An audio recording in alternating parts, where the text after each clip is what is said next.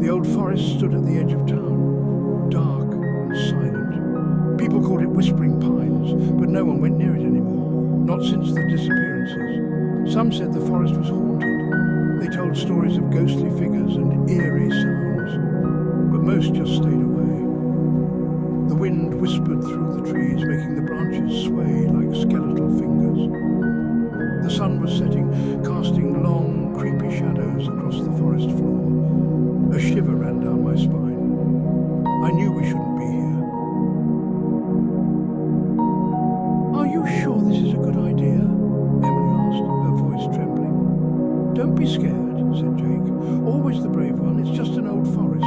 Besides, I heard there's a clearing up ahead. We can camp there for the night. There were 4 of us. Jake, Emily, Max and me.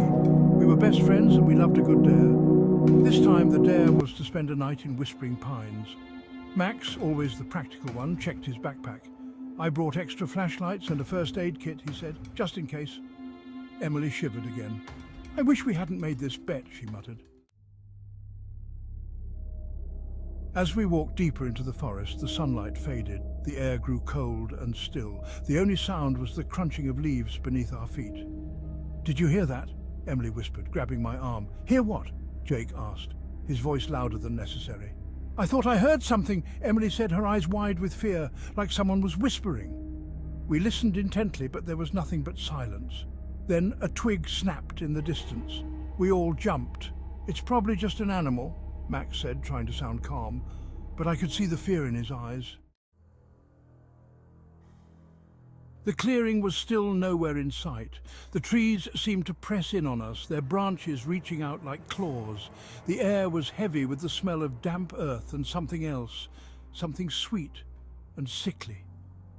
"I don't like this," Emily whispered, her voice tight with fear. "Let's just go back." But Jake was determined to find the clearing. He pushed forward, leading us deeper into the darkness. That's when we saw it. A pale, shimmering figure flitting between the trees. "What is that?" Emily gasped, her voice barely a whisper. We froze, our hearts pounding in our chests. The figure moved closer, its eyes glowing in the darkness. Then, just as suddenly as it appeared, it vanished. We stood there for a moment, too scared to move. Then Jake let out a shaky laugh. "See?" he said, trying to sound brave. "Just our imaginations." But even Jake couldn't hide the fear in his voice. We turned to run, but we were surrounded. Flashlights flickered on, blinding us.